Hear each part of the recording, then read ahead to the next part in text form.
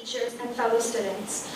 Not very often do we come across individuals who believe in trying something new and leaving a trail rather than following created paths. As privileged members of the new International School of Thailand, we have this wonderful opportunity to witness the presence of one such esteemed guest who has been a significant part of the science fraternity. Professor Ciechanover from Israel is a distinguished research professor in the Faculty of Medicine of the Technion Israel Institute of Technology in Haifa and a member of the advisory board of the International Peace Foundation. Professor Ciechanover earned his Master of Science degree in 1971 and his doctorate in medicine in 1981. In 2004, he shared the prestigious Nobel Prize in Chemistry with Professor Erwin Rose and Avram Herschel for the discovery of ubiquitin-mediated protein degradation. It was the first time that an Israeli had won the Nobel Prize in the field of science. Besides being awarded the Nobel Prize, Professor Ciechanover shared the prestigious Albert Lasker Award for Basic Medical Research, which is the second most prestigious award in life sciences and medicine, and the Israel Prize, the highest recognition bestowed by the State of Israel. While most scientists in the late 70s and early 80s were concentrating on understanding the way proteins build cells and control the living body, Professor Ciechanover and his colleagues were interested in the way unnecessary proteins were being destroyed. They discovered that this process uses a small protein called ubiquitin to mark the proteins that have to be degraded at the right time and the right place in the cell. Ubiquitin fastens to the protein to be destroyed, accompanies it to the proteasome, where it is recognized as a key in a lock, and signals that the protein is on the way for disassembly.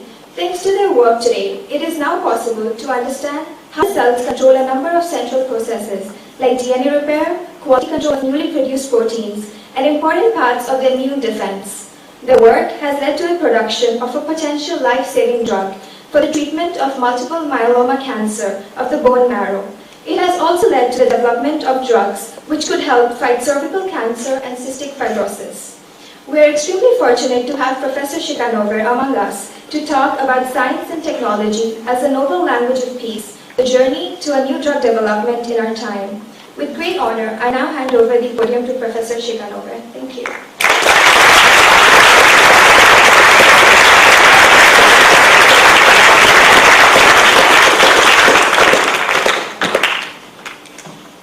Hi, good morning everybody.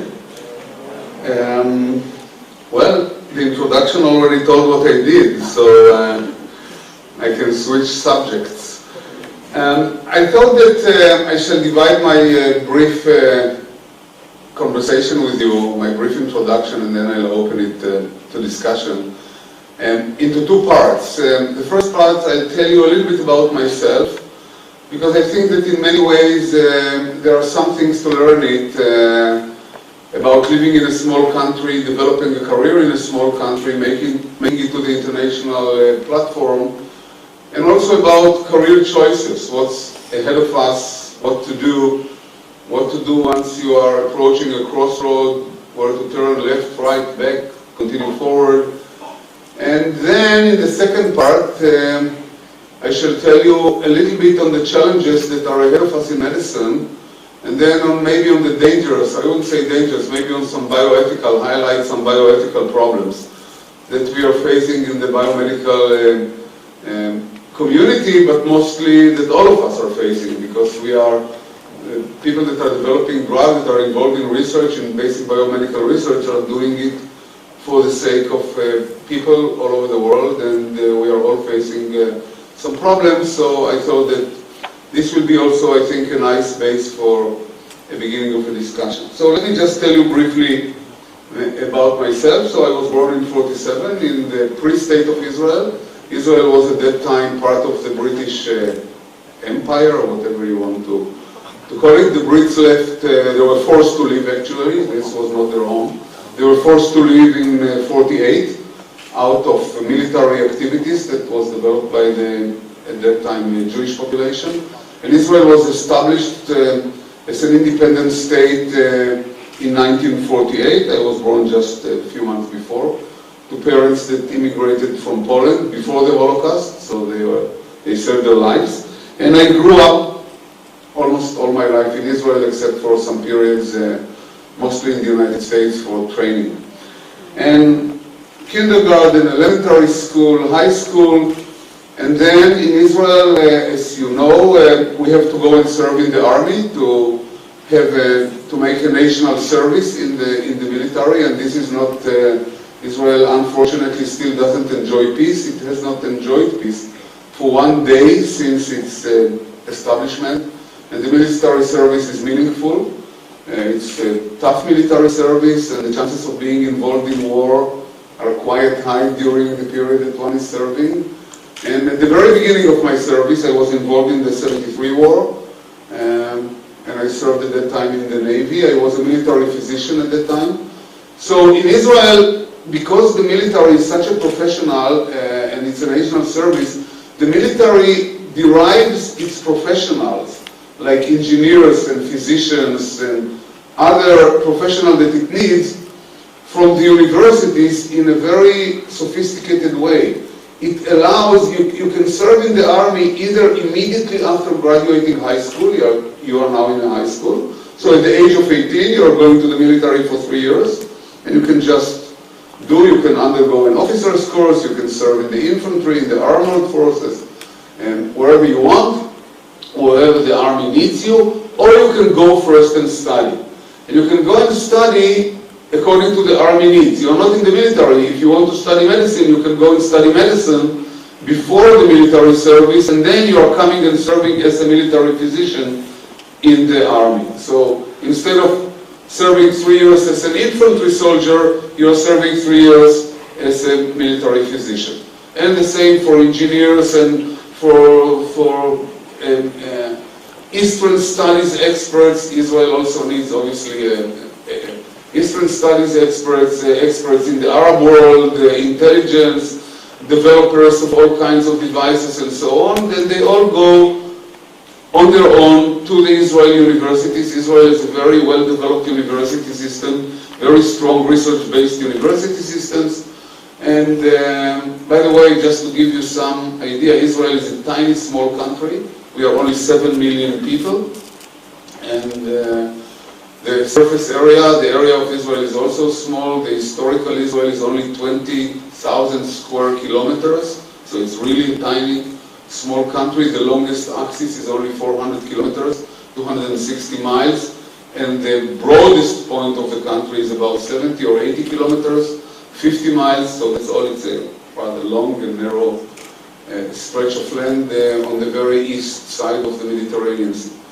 So after graduating high school, I went to the medical school to study medicine, and then I served as a military physician in the Israeli Navy. And at that time, the 73 war erupted, and all of a sudden I found myself as a battle physician, as an active battle physician. But just to take you a little bit backwards, during my medical studies, I had some feeling that medicine is not exactly for me. I didn't feel so well about it. And here I'm coming to a point that I wanted to, kind of the first message that I wanted to give you about career choice. I didn't know why I wanted to. You know, if you decide to become a physician, if I ask how many of you want to become physicians? Raise your hands. Oh, there are several hands here. So, if I ask you why do you want to become a physician, and I'll probe each and every one of you, at the end of the conversation you will realize that either you are somehow related to physicians, so your dad or your uncle or somebody in the family is a physician, or you just heard something about it, but really we don't know what it is. I mean, you really don't know what it is to operate in the operating theater, to work in the cardiology ward. We really, and for me it was the same, you know, I heard about it. My mother wanted me to be a doctor, and she thought it's kind of a respected profession, but I really didn't know why I'm doing it. And already during medical school I felt somehow uncomfortable with it, but then I decided to go on. But in the middle I said, let's try another route. Let's try science. Maybe science I like more. So I went and took a year off from the medical school. It's possible in Israel when you're studying medicine to take a year off and to do whatever you want to do. So I took a master's degree in biochemistry. And then I realized that that's it. Biochemistry or the chemistry of biological processes is the something that I really want to do. This is what I want to do, but then I had my national obligation and I had to go to the army to serve as a physician because the military built on it. So I decided to go back to the medical school. I graduated medical school and I went to serve in the army as a military physician. As I told you, I was involved in one active war, which is the 73 war, which was a very heavy war with thousands of casualties, which for a small state is a lot. And I was involved in several marine battles, but luckily nothing happened at that time. And then when I was discharged from the military after 3 years, I still thought, well, maybe I still want to be a physician. I mean, I didn't. So I decided to go and start my residency, my training in surgery. So I started my training in surgery, but after a year or so in the operating theater, I decided that that's it. Medicine is indeed not for me. It was the will of my mother, but not my own will. And I'm going to science. And then I decided to go all over again. So I started everything from scratch. I went to graduate school. I had already an MD, a doctorate in medicine, but I decided to become a student, and I became for 5 years a full-time student, a PhD student in the Institute of Technology, which is Israel's best school of engineering. It's an excellent school of engineering. Almost all the Israeli engineers that carry on their shoulders the Israeli industry, and Israel is living on industry. That's it. We don't have any natural resources. We don't have oil. We don't have uranium. All what we are exporting is our brains and terrific industry, high-tech, biotech, electrotech. And they all came from this school of engineering. But so I went back to the same school to this school and did my PhD there. And during the PhD, we discovered the ubiquitin system that was just mentioned in the introduction. And then following it, I decided to continue my training. And typically, when you are finishing your PhD, you're going to a postdoctoral training. So I went to the United States. I went to the MIT, to what was then and still now the best department of biology in the world, in the Massachusetts Institute of Technology in Cambridge, Massachusetts. I spent there 4 years. And then went back to Israel and started as a young scientist, as a young independent faculty member in the same institute that I graduated, and I've been there ever since. So since mid-80s, when I returned from Cambridge, until this very day, I am a faculty member in the Faculty of Medicine of the Technion of this School of Engineering. And this is a unique school of engineering because we have also biology, biomedical engineering, medicine, and so on and so forth.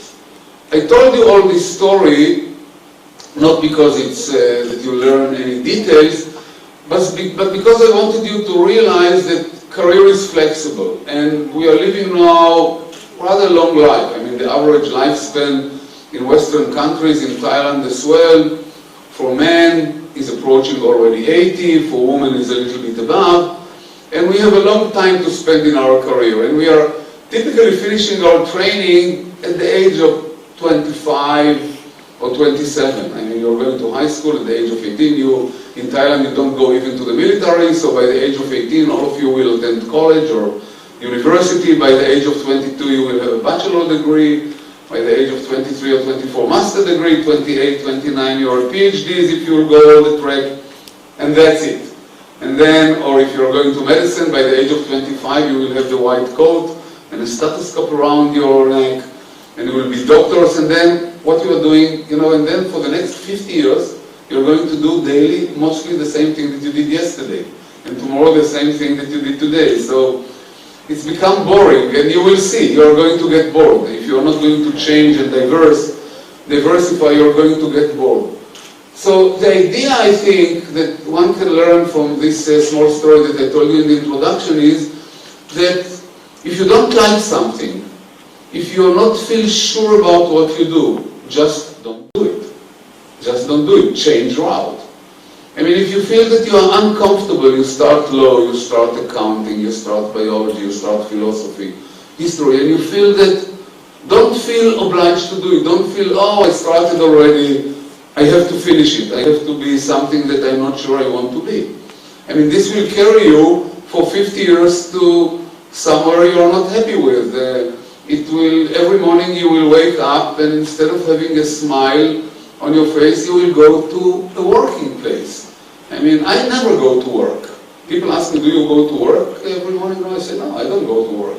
I go to a place that I enjoy to be there. I mean, for me, work is fun. I mean, somebody pays me for that. That's nice of him, but for me, my working place is a hobby. I mean, I think that if you decide for yourself that your job in life is going to be your hobby, besides having other hobbies, you can sculpt, you can paint, you can play, you can do whatever, you can travel the world. But if you will convert your job, your working place, into your hobby, then you know that you reached what you really wanted to reach. Because otherwise it's boring. I mean, to go to some place and to work from 8 to 4, at 1 o'clock to look already and to say, well, when is the end of the day? I mean, this is not fun at all. I mean, I leave my working place whenever it's done. I mean, it can be 9 o'clock, 1 a.m. I don't care. I never look at the clock, at the watch when I'm there. I mean, it's just fun. I'm a researcher. I'm surrounded by wonderful students. I have PhD students, postdoctoral fellows, physicians. We are trying to crack the secrets of nature.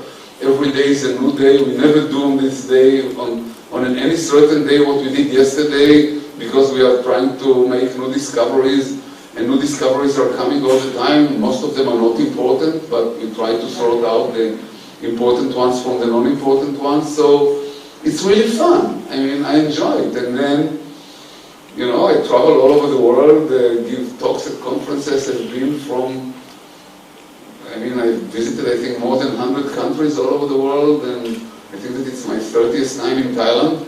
And so this is the idea. Again, just think very well about your career. And if you get stuck and you lost a year or 2 or 3, nothing happened. So you will spend in your job or your profession or whatever 47 years rather than 50 years. Believe me, it's non-significant. Just change it. So this was kind of a personal reflection. Let me now shift gears completely, and I will not tell you about the ubiquitin system, but I will tell you about something completely else that I'm sure you know but never thought of it, and I want to highlight something completely else for you. And that's the new DNA technology, the human genome, and its implication to human diseases. You heard about the human genome? Anybody heard? Somebody is ready to volunteer to raise his hand or her hand and to tell me what is the human genome? Anybody? Don't shy out. Life is about communication. Anybody? Yes, over there.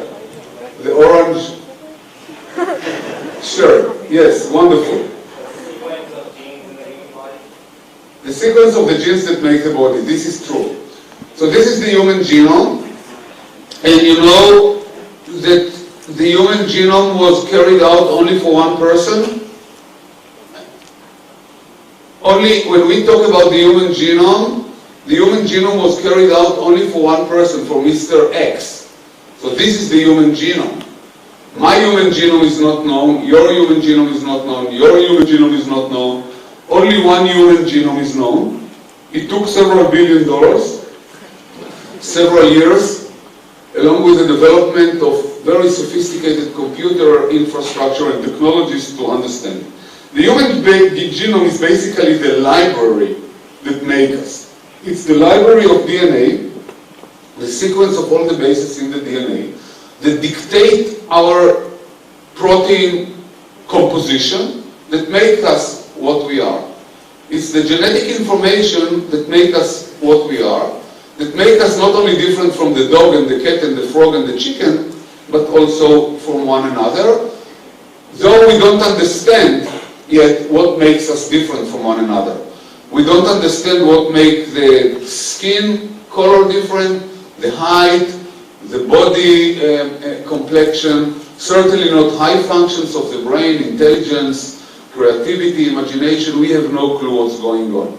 But we know that there is information that determines it. We know that there are also environmental factors that determine it. And it's a combination, the end result is a combination of genetics and and environment.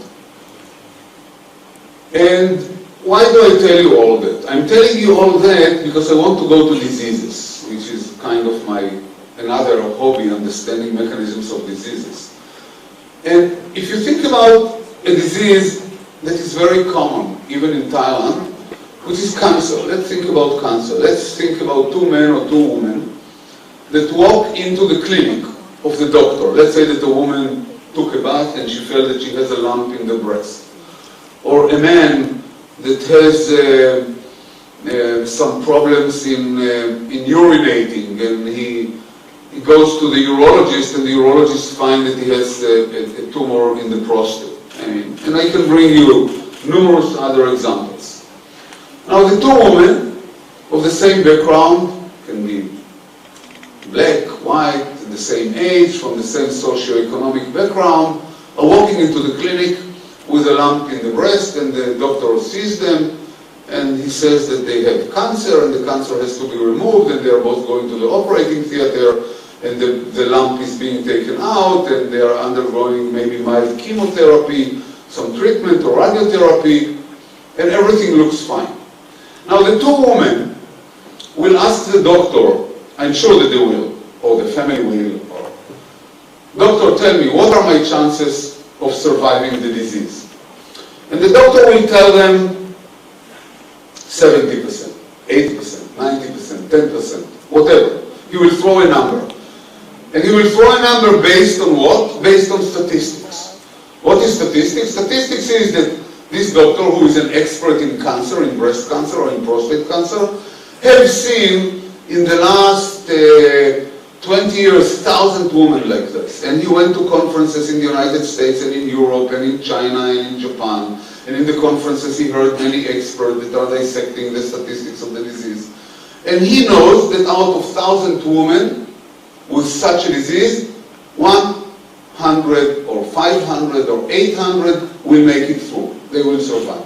But 900 or 500 or 200 will die. It depends on the severity of the disease. I'm using the different numbers to describe different disease at the time that they are diagnosed. So what the doctor will tell these two women will be as statistics. He will not tell them anything that is based on biology, on medicine, on their individual state. He will tell them the result of accumulated data that were accumulated along the years by him and by other experts in the field. Now the woman that gets this number of 50%, what is she supposed to do with it? She's going home and starting to talk to her husband and to her daughters and to her sons and to her family relatives, and she says, I have 50% chance of living, of surviving. But shall I be in the 50% surviving, or shall I be in the 50% dead? Or in the 10% and the 90%, doesn't matter. It still leaves her in a big question mark. And even the doctor that cannot tell her, cannot provide her with more information. Because the doctor doesn't know how the disease is going to evolve, whether a small cell that was sent from the breast cancer is already sitting in the brain or in the bone or in the lung to generate a metastasis, a new tumor that will now grow and will spread. The doctor doesn't know. He doesn't have a way to detect the one cell. The two women looks to him alive from the story, from the examination, from the current result that he was able to take during the minute that he examined them. Well, 5 years will elapse. One woman is dead. She did develop the disease further, and one woman is completely healthy. Indeed, as he said, here we have a sample of two women, and it's 50%. 50 alive and 50 dead. But none of them knew on which route she's going to walk. At the end, we know, but not at the beginning of the journey. And medicine and science will not accept it. I mean, this is not science. We are not in statistics. We are not in Las Vegas. We want to understand, as scientists and as physicians, the route of the disease, and we want to be able to predict scientifically exactly where this woman is going and where this woman is going. Now, the reason that we want to know it is not because we want to tell the woman, listen, you are going to die. It's better that you write your will, talk to the lawyer, say hello to your husband, enjoy the world, just make fun for the rest of the time that God left you. No, that's not the purpose of medicine. We want to understand why her disease is going to develop aggressively and to kill her in order to develop a tool, a pharmacological tool, a therapeutic tool that will cure her. Because for now, the two women look to us the same. We are giving them the same treatment. We are using a very primitive approach to these two women, which we call one size fits all. Two women with a lump in the breast get the same treatment. We take the breast away or the lump away, we irradiate them, we send them to chemotherapy, or the man, we take the tumor in the prostate away, we give the two men chemotherapy, and with the two men it will be the same. One will die in agony, out of a severe aggressive disease that will spread to the bone and to the lung, and one will be completely healthy, back to his family, forgot about the event that he ever met this doctor. We want to understand the mechanism of the diseases in order to develop treatment. Now, let's face it simply. The two women, only in our primitive eyes, had the same disease. Indeed, they had but now we know that they didn't have the same disease. Because it cannot be that they had the same disease. Because if one died after the same treatment that the other survived, the simple assumption is that they did not have the same disease. It's only our primitive approach told us that they have the same disease or a similar disease. But at the molecular level, at the very depth of the disease, the woman that died had already the imprint, the fingerprints of an aggressive disease that is going to evolve. And the other woman had the fingerprint of a mild disease, much milder disease. And I want to understand the fingerprints. And the fingerprints are embedded in the beginning of our talk. And the beginning of our talk was the human genome. The fingerprint is embedded in the different genetic repertoire of these two women. They are different genetically. And the only way to understand the difference between these two women or men and to predict this difference will be to go into the DNA, to sequence it completely, to get the human genome of woman A and woman B, men C and men D, and to look into the difference and to understand the mechanistic relevance of this difference. Once we understand the mechanistic difference of this relevance, now we are able to develop drugs to the differences, because we can later on say, now we need back statistics. So the first two women are not going to help us. We are going to now collect another 1,000 women, look at the 1,000 women that died, and at the 1,000 women that survived, look at the genetic difference, and find common denominators in the genomes of those that died versus those that survived. And those genetic differences that led to death will become our new drug targets. This is the way that new pharma companies and scientists are identifying new drug targets. We are going to the sick and we are going to the healthy. We are sequencing the genomes of the two and we are looking to the difference. But we cannot tell the difference between just a sample of two. We need to collect statistically significant number of sick and healthy patients in order to tell that the difference is the one that makes the disease. Because the difference will not, just the difference between the two will not make any, will not add anything to our knowledge. I mean, I know that I'm different from any one of you that is sitting here. I'm a different height, different weight, different intelligence, different everything. I mean, so this, one difference between any one of us here will not tell us the story. I need a statistically different genome on one or two or three or four particular genes between the dead and the healthy one in order to pinpoint and to say, yes, this difference is the cause of the disease. And this difference is the one that I'm going to treat. So the human genome is not something esoteric. It's something that very soon, and very soon I mean in 5 or maybe 10 years, will become a regular hospital or clinic test when we walk to the clinic, a blood sample will be taken from us, and like it's being taken today for different tests, another test will be added. And that will be sequencing of our entire genome.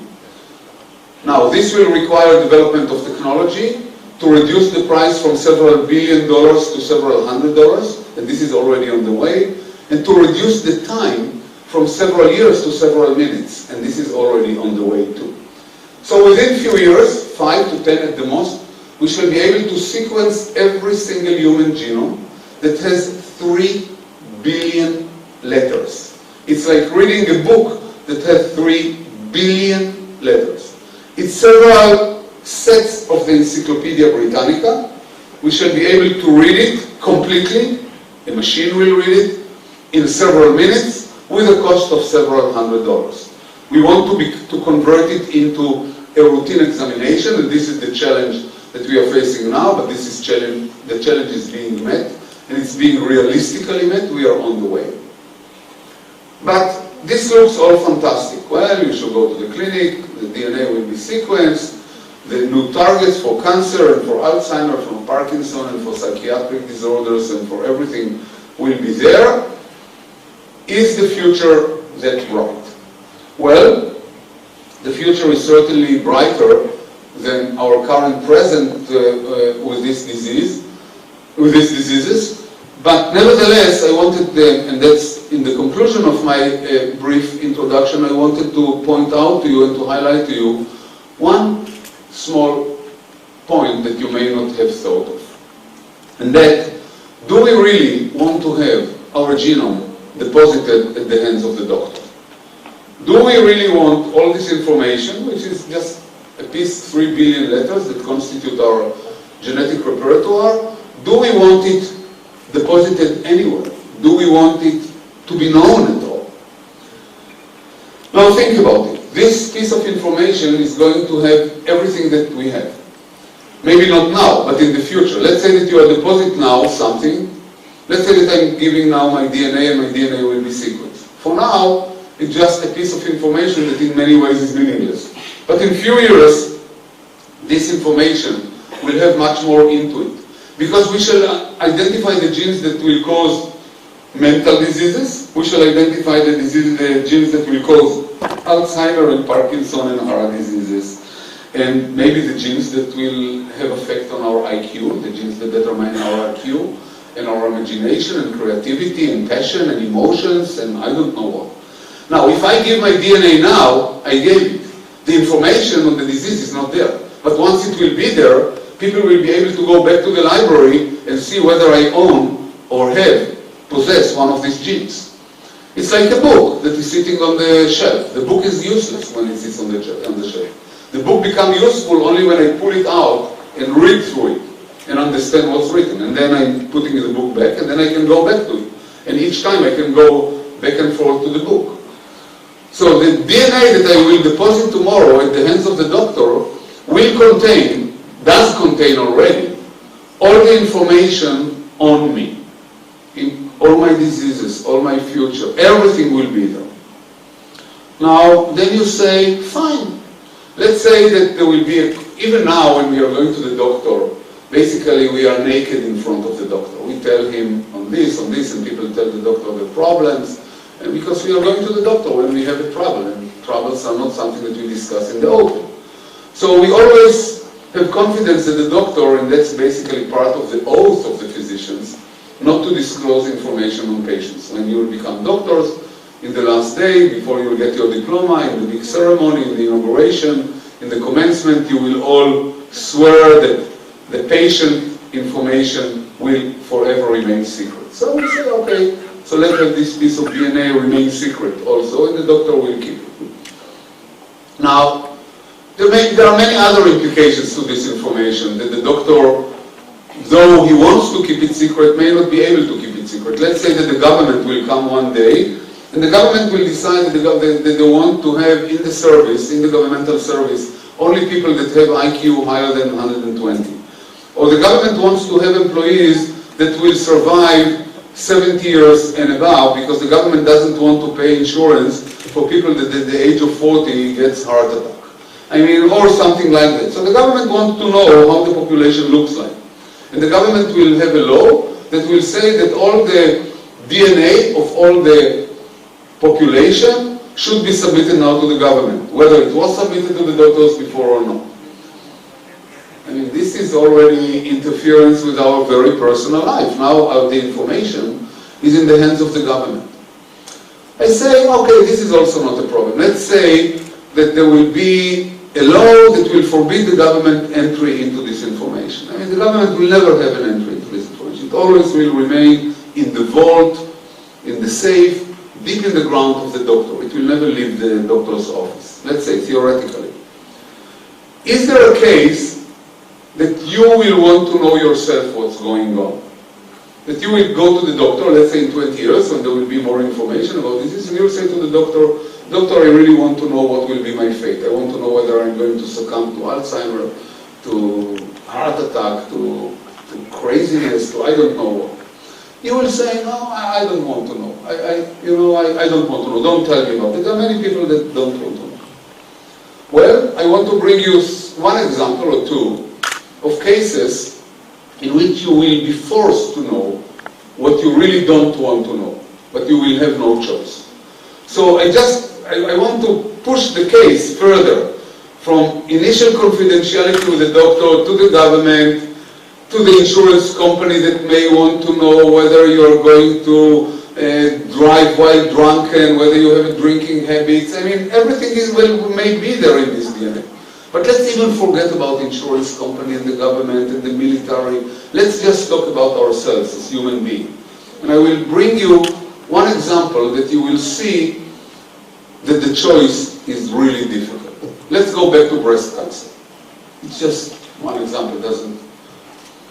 You know, breast cancer has a susceptibility, a genetic susceptibility. There are women that carry a certain gene that are more susceptible to breast cancer than others. Do anybody knows about this gene? You? What's the name of the gene? You don't know the name of the gene. It's called BRCA1, breast cancer 1 gene. Women that carry the gene have a 4 to 8-fold higher chance of developing breast cancer than regular women. So you have a choice now, women have a choice now to go and to be tested, but most women will not do it, they don't want to know. Fine. Now, let's go back to the clinic that we started. The woman walks into the office of the gynecologist or oncologist, and there is a lump. And the lump is being taken, and everything is fine, and the woman is fine, but meanwhile the woman is also being tested for the gene, because it's important. Nowadays, every woman that will have a breast cancer will be tested for the gene. Why? Because if you carry the gene, if the woman carries the gene, she has a chance to develop cancer on the other side, and that's important to know. She will be much more cautious, she will palpate her breast to see whether a new tumor is coming, and these women are also very susceptible to ovarian cancer, which is a true killer. Once, ovarian cancer, cancer of the ovaries is a true killer. So a woman that now has breast cancer will be tested for the gene. Now let's say that the result is positive. The woman has the gene. Wow, now I can tell you this woman lives in a completely different world. Completely different world. This woman has 2 daughters. Again, it's a theoretical case, but very practical one. Now the daughter may carry the gene already. Will the woman go to the daughters and tell them, you know, daughters, it's better that you will go and test whether you carry the gene. Now, the daughters are small. One of them is 15, she is at the high school, and the other one is 21, she's graduated college now, and she's dating a nice boy that she's going to marry soon. What a 21-year-old girl or a 15-year-old girl has to do with the information that one of them or 2 of them are now carriers of a gene that will render them susceptible to breast cancer in 10 years. But the implications is huge, because if the daughter is carrying the gene, she has a high chance to develop breast cancer, and she still can do something about it. For example, there is now a practice in the Western world that women can make preventive mastectomy. They can take the breast away in a preventive way, in a preventive manner. So they will prevent future cancer. But for a young woman at the age of 15 or 21 that is dating a boy now, and going to get married and to become a mother. I mean, what kind of a cruelty is that? And what the daughter will have to tell her boyfriend? Will the boyfriend marry her knowing that his fiancé or girlfriend carries a gene that carries a susceptibility to breast cancer in 20 years? Think about this awful, complicated information. No, but the information is information. I mean, we cannot stop it in the door. I mean, it's coming. If the woman has a breast cancer gene, her daughters may be carriers. And she may want to know, or she may not want to know. And it doesn't matter whether she wants or doesn't want to know. The information is there. So that puts her already in a completely different world. So here you are seeing the double-edged sword of knowledge and information. I mean, we are making a huge progress forward, and tomorrow it won't be just the gene for breast cancer. It will be the gene for prostate cancer and the gene for heart disease and for Parkinson and for Alzheimer and for our intelligence. And maybe women will be able to choose kids that have only intelligence of a certain level and above. So then they will want to know about the intelligence of the newborn. So that means that they will have to take genes from the uterus of the newborn in order to decide maybe they want an abortion, maybe they don't want an abortion.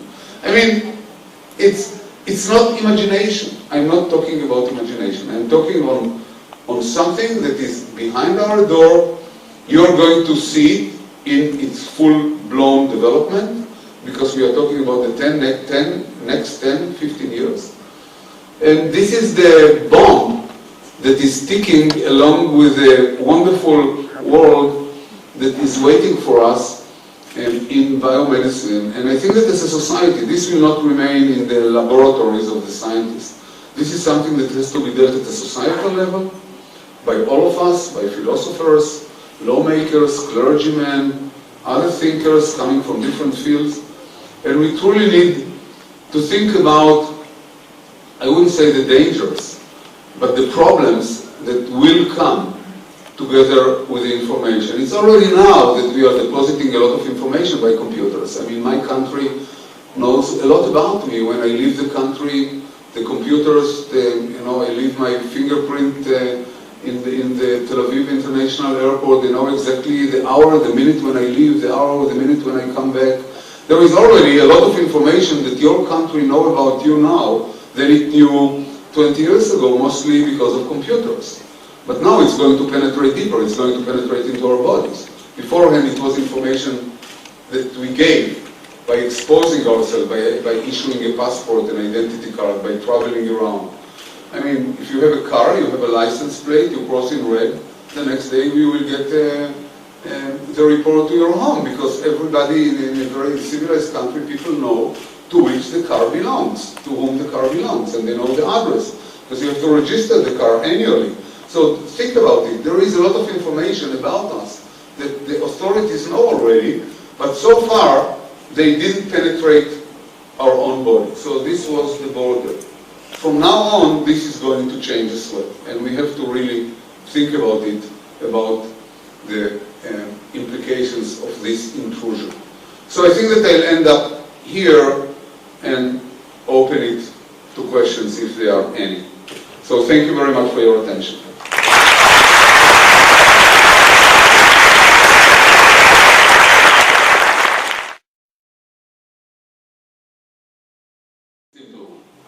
Think about Alfred Nobel. He invented the dynamite. You know, with the dynamite you can load a bullet and shoot it in between the eyes of somebody. But the world, this auditorium, would have never been built without a dynamite, because we had to shovel the ground, maybe Bangkok is plain, but to build bridges and to carve roads and to drill oil and gas and mines. I mean, can you imagine the world without a dynamite? I mean, it all, we can say to Alfred Nobel, no, let's put the dynamite away, let's don't, so the world, could you imagine the world without dynamite? Let's think about radioactivity. With radioactivity, we developed the atom bomb that killed thousands and handicapped even more in Hiroshima and Nagasaki and in Chernobyl. And we are curing cancer with radioactivity because we're irradiating patients. And we are using radioisotopes in the laboratory and in order to follow and to diagnose. So shall we ban radioactivity because somebody like Iran is developing an A-bomb and threatens to destroy other countries and not developing at the same time from the same radioactive isotopes accelerators to treat cancer patients? I think that we, and therefore I think that democracy and openness and discussions and dialogues are so important. I think that in Western society, or cloning, for example, think about cloning techniques. You know, one thing, oh, cloning, we can clone human beings. So somebody will sit in his basement and will clone, you know, millions Hitlers or million Pol Pots or million Stalins or million I don't know whom, and one day they will woof, erupt from the basement and take over the world. On the other hand, molecular biology and cloning has become the basics of development of new drugs. So shall we stop cloning? So, and I can bring you, you know, from this simple, stupid example of the glass, I can go on and on to samples, to examples that are really touching on our daily life. And the answer is no, no. Science should proceed. Absolutely, according to our imagination. But in democracies, it should be controlled by check and balances. What's forbidden, what should not be done, what should be done. I'm not doing experiments in my basement, I'm living in a free country. All my grants are exposed, I'm sending grant to a funding agency, they fund the research that they would think is meritorious scientifically. I have students, they talk, I mean, I'm not doing anything in secrecy. The students talk, they graduate, then they go to postgraduate studies. We are living in it. I'm coming to Cambodia, I'm coming to Thailand, I'm talking in Mahidol University, I'm talking in Moscow University, I'm talking in George Washington University. I mean, we are living in an open society, and the checks and balances of democracies and legislation and parliaments and all of these bodies will contain science, so not to limit the development, but on the other hand, not to abuse it. Because every good thing can be turned, you know, I can cut the electric cord that leads to this computer, and can you imagine our life without laptops and without internet, and electrocute somebody with it? I mean, it's endless. It's really endless. I mean, this is an absurd example, but the dynamite and the radioactivity are not absurd at all. I mean, these are really, you have a weapon on one hand, it's already there. You have a weapon on one hand, which is the A-bomb, and you have radioactive accelerators to treat cancer patients on the other hand. And the same country can hold them both within a distance of nothing. On one hand you have an oncological center, on the other hand you have a military base with warheads loaded with ready to go, and leaders are talking about demolition of other countries. So it's not something secret. So I think that science should proceed, but under checks and balances, and I think that the key for it is true heavily based democracy, freedom, tradition, legislating body that will contain it to where it's beneficial and will prevent its spread to where it becomes harmful. So that's my other. Yes. Can using biochemistry tell about a person's character other than physical ones? What was the question? Can tests using biochemistry talk about a person's character other than the physical ones? It's very interesting. It's about the genetics of intelligence and I think that we are built, you know, at the end, I always use a simple example. You know, when we die completely. You will leave behind yourself what you wrote, what you sculpted, what you built, your spirit in those that memorize you, but they will die soon or after, and that's it. And then only names are left of those that left a dent behind them. So the fact is that even my intelligence is something physical. You know, when I die, it goes away. I don't leave a box that somebody can open and use my intelligence to further it and to develop it or to use it. That's it, it goes. My talent of speaking, of everything is going away. Beethoven, there is no another Beethoven. There was one Beethoven that wrote all these wonderful 9 symphonies and that's it. There is nobody that can mimic it. It didn't leave any recipe, any box with even not with instructions communicate. We cannot live with instructions. Which says that in a way it's physical. But on the other hand, it's obviously also environmental. I mean, we are living in cultures, we are exposed to parents, to other, and the environment also has to do not only with our intelligence, but also with our physique. I mean, in polluted environment, more people diseases are the result of the environment in many ways. They're not only genetically inherited, but pollution and nutrients. I mean, think about the nutrients, what we are eating. Each of us is eating something. What do we know about what we are eating and what it does to us? People claim that intelligence is inherited, can be found in the genes. I mean, not completely, as I said, it's a lot. And it's certainly not going to be unigenic. It's not going to be one gene. There will not going to be one sequence from A to Z, but it will be multigenic, like many other diseases. And it will be composite. And it will be an interplay of level of expression of proteins and so on. So I would believe that the ciphering of the secrets of, I call it intelligence, but let's say anything that is what I call you can argue that even writing, I mean, even physical activities are, writing is an intelligent act. But I think that at the end, the ciphering those will be very difficult and very complex, because again, we need to attribute something to something. Think about simple things like smoking and lung cancer. It took years to understand the connection, because it took years to collect hundreds, thousands, or millions smokers, and to do the statistics of after 20 years of heavy smoking that develop lung cancer, in order to say, yes, smoking and lung cancer are going together statistically. Or eating eggs and cholesterol, and as a result, heart attacks go together. We shall need to collect huge amount of data about intelligent people as we believe they are. Essentially change your own genes. Wouldn't there be a danger of governments, for example, using this to manipulate the people's actions and thoughts? That's what I said. I mean, this was... wouldn't there be a danger wouldn't you then have to be careful that you're not just, that it's not so much ourselves changing it, but our governments, can they control us? It's not only the governments. It's not only the governments. It can be the insurance companies. I mean, let's say that there will be a gene for drinking behavior, or for violence, and the insurance company would like to know about your driving habits, or your susceptibility to be involved in road accidents, or your susceptibility to get heart attack. Let's say that you have life insurance. And here it becomes more complicated. But I talked about it. Let me just allude on it a little bit more, because we talked about it.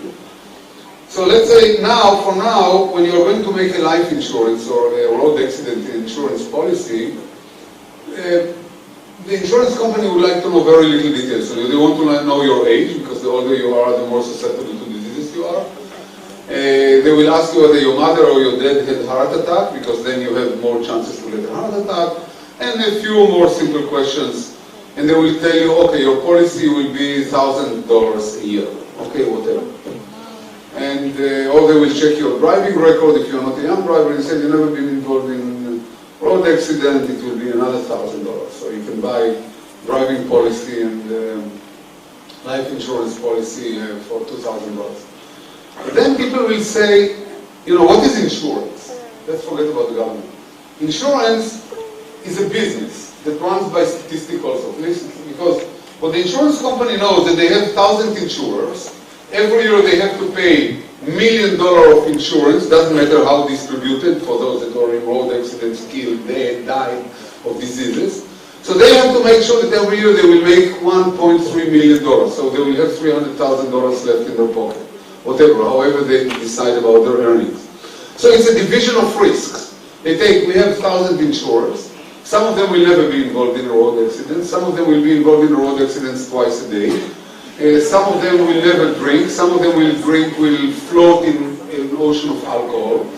And they will never leave home if their blood is not completely substituted with alcohol. And So it's a statistic. They say, okay, we know that we have 1,000 insurers. We know that we pay 1 million. We shall make all the 1,000 policies 1.5 million, and we shall make our earning. Somebody will come and say, I don't like these statistics. I'm a very cautious driver. Me, I can tell you in person. I've never been involved in 40 years of driving in any road accident. I never drink. I never take any risk. I don't drive while I'm tired. I'm very cautious. Why should I pay $1,000, exactly like you, if you drink and this and that? I want to pay them 1 penny, and I want you to pay $1,999.99, and I want to pay only 1 penny. Because your risks worth this $2,000, and my risk worth only 1 penny. So the demand may not come even from a government or from an insurance company, it will come from insurers that will not want to share. Insurance is all about risk sharing. That's all what is insurance all about. Risk sharing that is partially assessed by the company according to age, family history, personal history, but very coarse, I mean nothing really scientific. The insurers will say, I don't want to pay so much because I'm not at risk. Or I'm doing sports, I'm thin, I don't eat, I don't drink, I don't eat any egg, I don't know. The only thing I know about egg is how it looks like in the supermarket because I never tasted it. And I will, I will never get a heart attack. Or I have a chance of 99.9% to cross my life without a heart attack. Why should I risk my life with somebody who is fat and eat 5 McDonald's per lunch and cheeseburgers, I mean, cheese in between, and in between the hamburgers he also smokes 2 packets a day. Why should I share my insurance? Why should he pay $1,000 and I should pay $1,000? So as I said, the human genome will be able, not only by behavior and by looking at these people, will tell, but will be it basically will be a more accurate tool than the tool that we have now, and even more accurate than the tools that we were equipped with 100 years ago. Think about it. The human genome is just on a continuum of a development of knowledge. Before, until 50 years ago, we didn't know that cholesterol is risky and eggs are risky. Now we do know. Smoking, we didn't know. We now know. Pollution, we didn't know. Now we know. Irradiation, we didn't know. Now we know. So now we know about the human genome. So the same questions will come again and again. It will be governments, it will be insurance company, and then at the end it will be ourselves. So the risks are there, and then I go back to the question that was asked here, and it's a remnant, it's kind of a tributary of this question: should we stop? Because there is a danger. And the answer is no. We should never stop. We should never think of even stopping knowledge. Knowledge gaining should never be stopped at any doorway. Universities should flourish, and the aspiration to more and more knowledge should be the root on which the human society should ever grow and should ever irrigate itself with. For sure. But we should be cautious and understand at each step what it takes, and then takes measure to prevent the breaking of this glass and converting it into an egg slashing machine. That's all.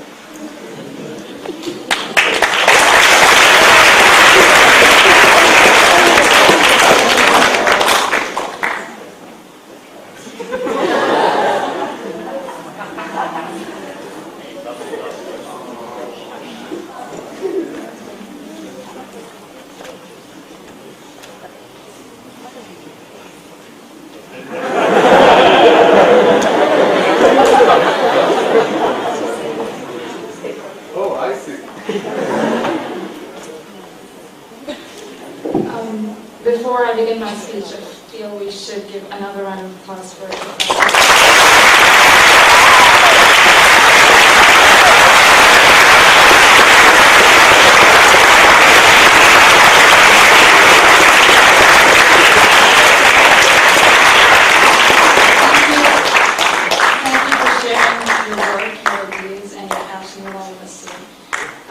Hearing your research and your interest in molecular understanding of these disease mechanisms is an honor, and especially as is such a significant contribution to your field and has enabled a higher level of understanding and has provided future applications. to me, you're a role model for your active risk-taking after giving up medicine after 6 years or 5 years of hard work to pursue your interest in biochemistry. That is truly some message that most of us will take from here to pursue your interests and your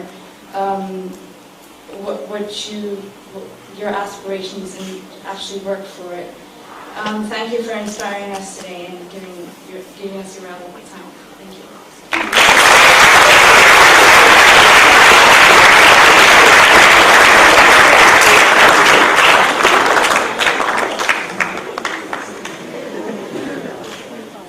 Wow, it's well wrapped, so I'm not going to open it. But, nice tight pieces. Thank you very much.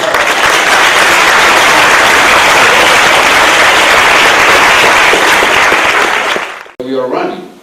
But we don't, most of us don't go to the garage, we don't go to hospitals. The human garage is called hospital, if you didn't know. And most of us don't stop at the garage, and we can live 70 years. Think about a car. I mean, a car, 5,000 kilometers, 10,000 kilometers, that's it. It has to go to the garage to replace lots of this. And 50,000 kilometers, 100,000 kilometers, it's dead. I mean, 200,000 kilometers, forget about the car. And that's it. In our lifetime, we are exchanging numerous cars. So think about the complexity. So the ubiquitin system is probably one of the best mechanics that God or evolution ever created, because it's a mechanic that works online. It sees something and repairs it. It doesn't wait for 5,000 kilometers. There is a hit of the DNA, it's being repaired. The hit is being repaired. The hit is being repaired. So think about every cell that gets 1 million hits per day. How many minutes we have per day? 16 times 24. It's what? 1440. 1,440 minutes a day. Then make it by, let's multiply it by seconds. Let's don't go beyond seconds. Let's multiply it by 60 seconds. So it's 60,000, about 100,000 seconds a day we have. 100,000 seconds a day. So every cell, if every cell gets 1 million hits per day, every cell gets 10 hits per second. 10 hits on the DNA per second. The DNA is broken or mutated of every cell 10 times per second. I never made this calculation. I made it now the first time, just out of pulling the data. So think about it, how efficient the ubiquitin system and other cleaning systems have to be in order to prevent mutations that will cause cancer or that will cause birth defects and malformations in babies, and so on and so forth. So I don't study it in particular, but since you mentioned the DNA repair, I just wanted to make the distinction. The DNA repair is damage repair. And what we were talking is kind of damage repair and manipulating it. So it's a little bit two different aspects.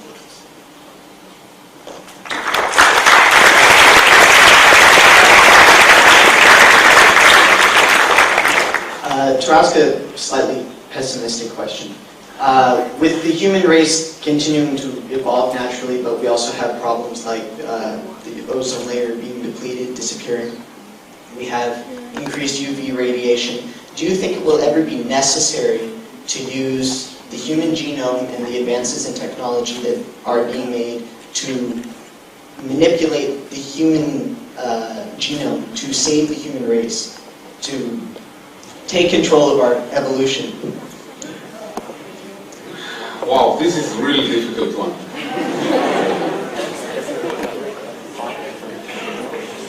I think that if I had to rephrase the question is whether it will be necessary one day, because we see it in the happening. Actually, it's in the last 50 years, or the 100 years, not more, that we are really destroying the planet in an unbelievable way. I mean, so in the 19th century, life were very primitive. Babies were dying. Every second baby was dying during birth. There were infections, which limited the size of the population. The population wasn't that big, because people just died at an early age from simple. And then we developed technologies and so on, and as you mentioned, we consume with thinning the ozone layer, and we are contaminating the atmosphere, and we are consuming all the food resources, and we are finishing the oil, the fossil oil that was generated for millions of years. You know, so, the fossil oil, we are just consuming it by turning on our cars, and we are looking for alternative energy sources. Let me rephrase the question in a very, in a much more maybe abrupt way. Will a point come that we'll have to willingly stop development? Just to say, no, we don't want any more new technologies. We don't want to explore the space. We don't want to develop more cars. We shall shut down General Motors, Ford, well, they shut on their own. And Toyota, we shall just will not do it anymore in order to rescue ourselves. In order to rescue ourselves. I don't know. I mean, it's very difficult. It's hard for me to see that people will say, let's stop engineers from going to schools and learn, because we don't want engineers to make any more inventions. We don't want anybody to develop more computers and more knowledge and more this, because not only that, but think about it. It's not only that we are destroying the world. If you go lower a little bit, you think about the main problem that Barack Obama now faces, and that's the health reform in the United States. The technologies are becoming so expensive that they are becoming useless for most of the people. Most people don't have access to these technologies. You know, medicine has become, you know, the CAT scan and the MRI, and now more and more technologies are being told that countries cannot carry it on. The United States is now spending 18% of its budget on healthcare, and President Obama understands that this is the limit that they can go, otherwise the country will collapse.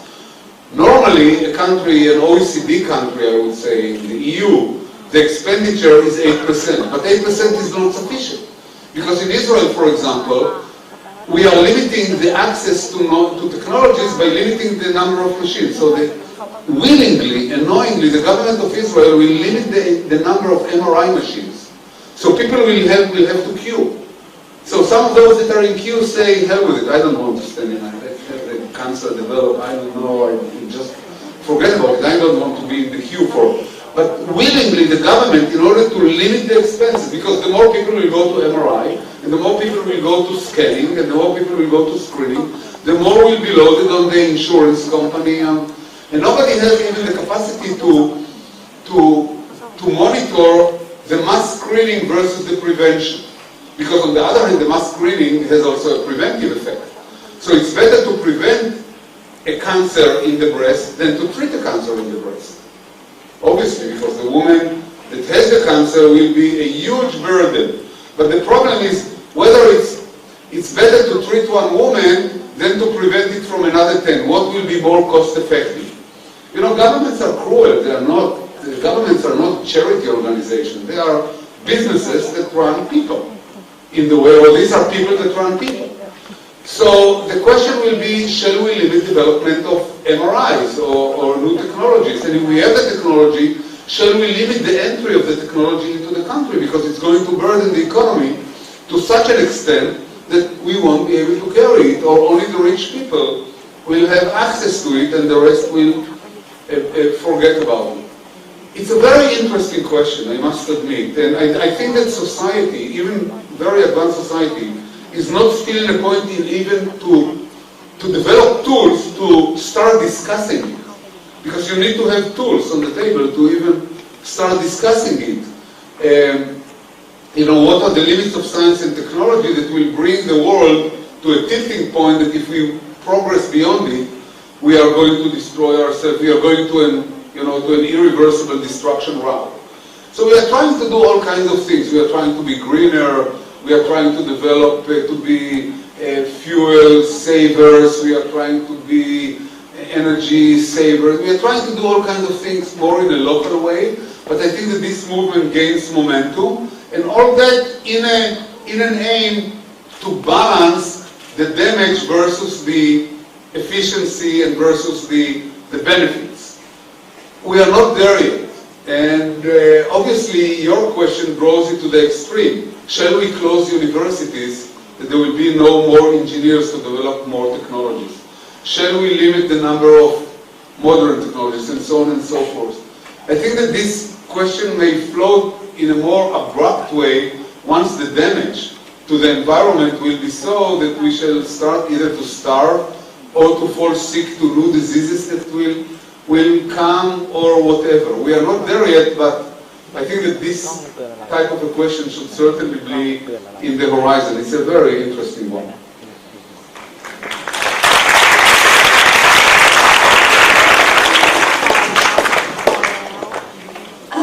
A previous question was already asked about how your research specifically applies to the development of drugs against many diseases, but you've explained that that targets the human genome.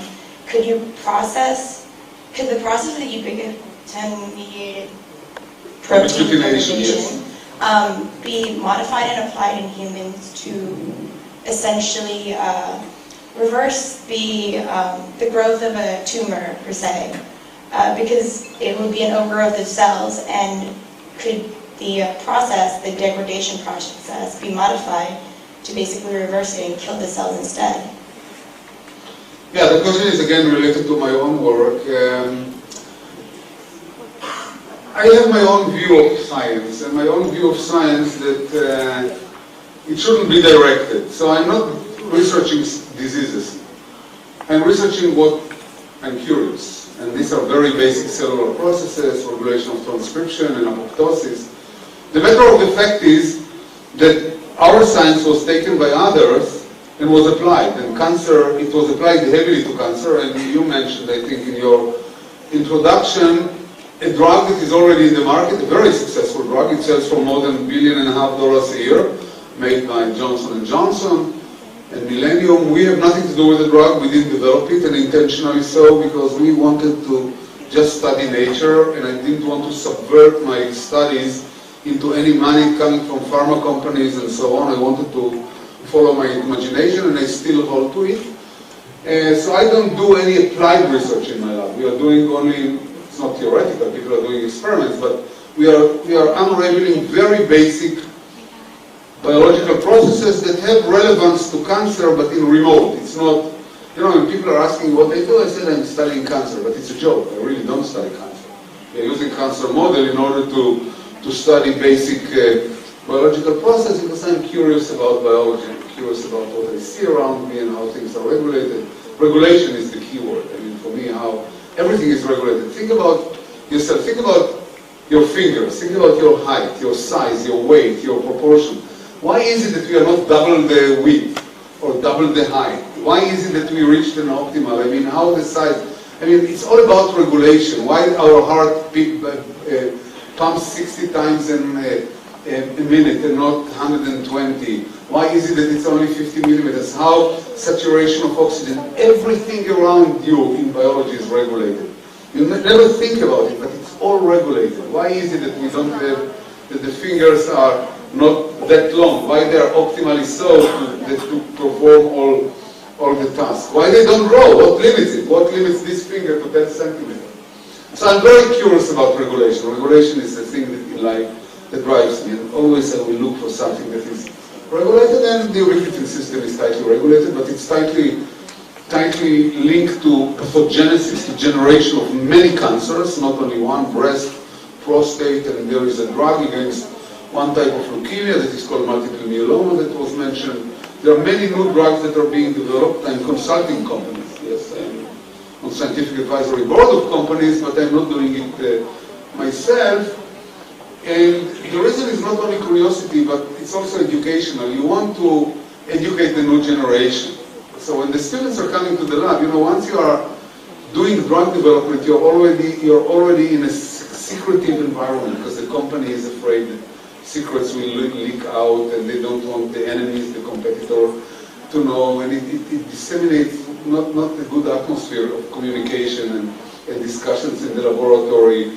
And otherwise, I have an open environment in the lab. Graduate students, physicians are coming, discussing. Everything is open. There are no secrets. And I'm always afraid that whenever commercial money will come in, it will stop the spirit of free science.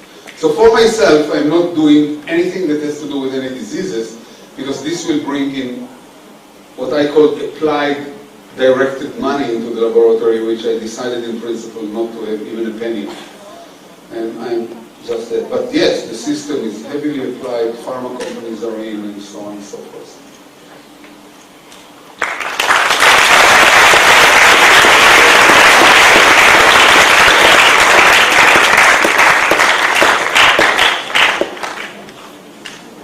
If you save on the applause, you'll have time for more questions.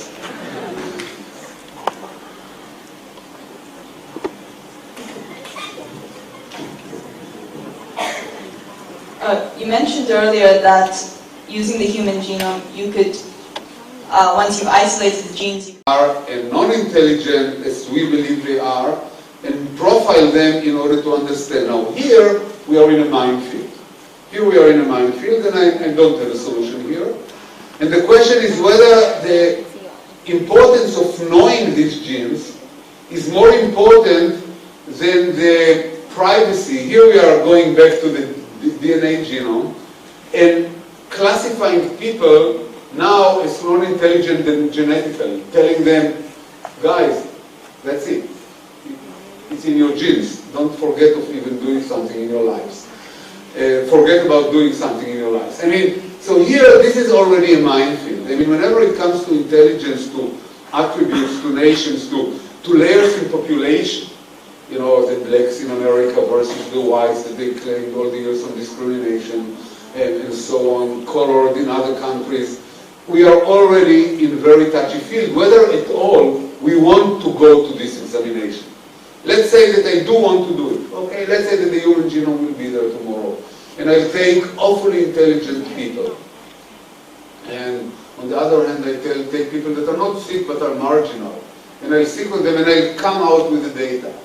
I can guarantee you, and I don't have a magic solution for it, that authorities, and again, this must be done with authorities and with consultation, will have very difficult time to approve even the experiment. Not to carry it out, to approve the experiment.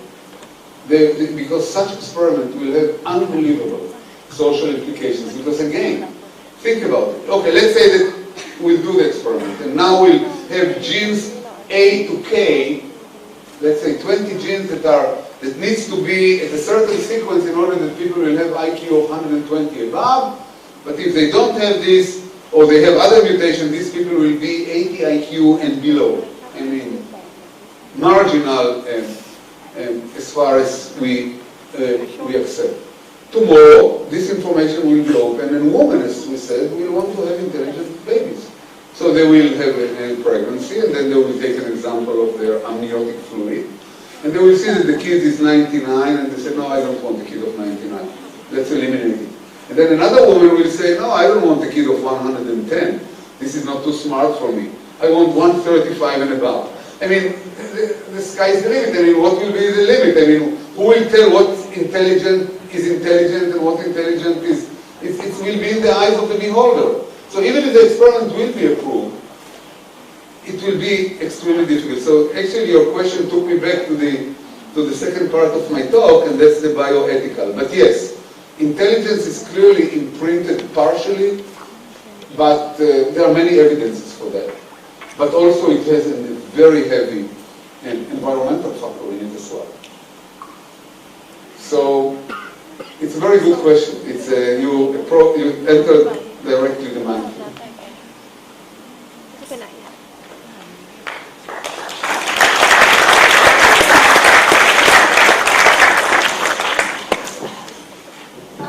You mentioned earlier that, like, if your susceptibility to disease is also based on environmental factors and as well as genetic, your gene sequence or anything like that. And once we're able to determine our gene sequence or DNA sequence from the Human Genome Project, how would you suggest that we would be able to actually accurately calculate the probability of how susceptible we are to disease when we can't actually measure our environmental factors? Actually, if you want the whole picture, the diseases, if you're now looking really at physical diseases, they have three factors in it. They have genetics, that so far we have no control. They have environment, that we try to control. Like, you know, the world is trying now to be greener. I mean, we are going towards cleaner world. because we managed to destroy this planet within less than 50 years. I mean, it was a wonderful place in the 19th century, and we completely destroyed it because of the industry and pollution and the population. I mean, the planet just cannot hold such a population. And again, the population is the result of science and technology. So on one hand, because of science and technology, lifespan almost doubled just in the 20th century because of antibiotics and medicine and an improvement in lifestyle and so on and so forth. But on the other hand, this doubling with all the industry and so on, polluted, and we are using all the resources, and so we are tilting the balance back towards destruction. So diseases are genetic, diseases are environment, pollution, and diseases are behavior. So the behavioral component is also very important. Think about eating habits. There are people that are eating themselves to death. They are becoming obese, and they develop diabetes, and they develop heart attacks and high cholesterol and so on. They eat 20 eggs for breakfast and I don't know what, and they drink 5 liters of alcohol in the evening just as an appetizer, and I don't know what, and they kill their liver, and so it's behavior, genetics, and environment. Now, none of them is controllable. You can tell me that I control my behavior, forget about it. I mean, think about smokers. I mean, can they stop smoking? Probably they can do it. But, I mean, heavy smoking, it's very difficult. I mean, even behavior, that is something that is just between me and myself, nothing else. People cannot control their behavior. They cannot control their behavior, period. Eating is just one aspect of behavior, one of numerous aspects of behavior. Violence, anything, you know, our behavior is big. So, I think that by behavior we can do a lot to diseases. Not to really genetic ones, we cannot do much to Alzheimer, but to heart attacks, to cancer, to many diseases of the Western civilization, we can control them a lot by behavior. And by environment. The environment is not completely in our own hands.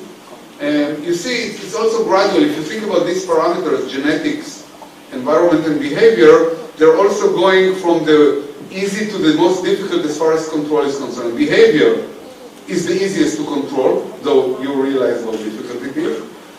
Environment is harder to control because it's not only me, it's my neighbor, and my city, and my government, and the resources, and so on. And genetics, what can I do? That's I got from my mother, I mean, and my father. I mean, I cannot do much. But genetics is also promising because we shall be able to manipulate it. So if we shall discover in the human genome, personal human genome, we shall discover susceptible genes, then we shall be able to manipulate them by replacing them. And the replacement technology is there already. It has some flaws in it because the vectors are viral and it causes cancer, but it's all technical. The scientists will overcome it. We shall be able to replace bad genes with good ones.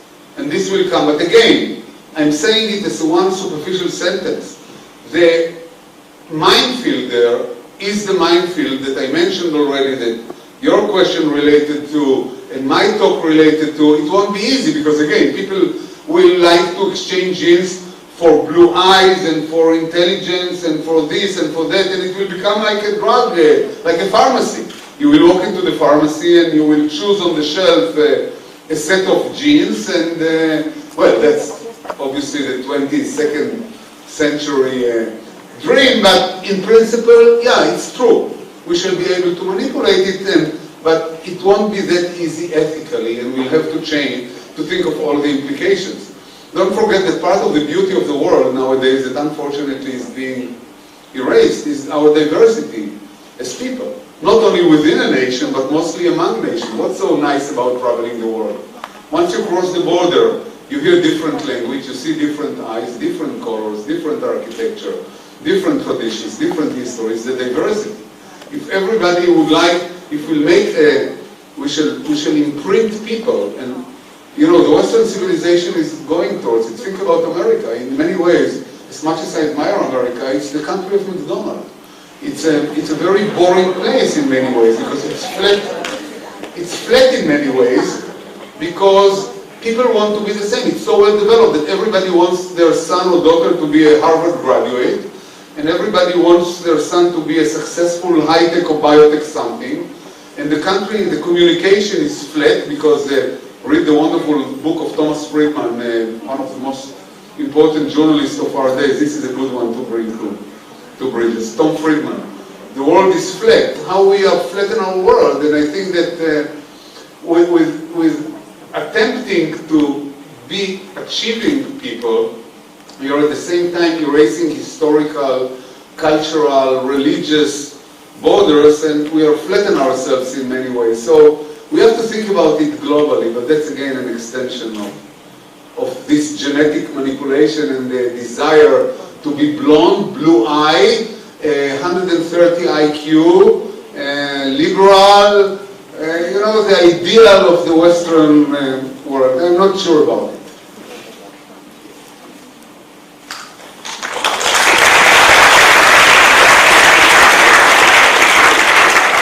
According to what I've read, ubiquitin-mediated protein degradation concerns DNA expression and repair.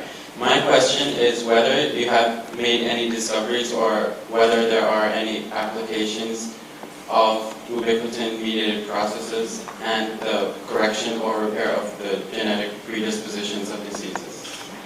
Well, the question relates to my own work. No, we are not working on DNA repair. The ubiquitin system that we discovered that I didn't go into touches on basically every aspect of cellular life. I mean, it has 2,000 components. The ubiquitin system constitutes 10% of the human genome. 10% of the output of the human genome is the system that we discovered. Just shows you how much is to be discovered, that until the 80s, it was under the water. I mean, nobody knew what 10% of the human genome is doing at all.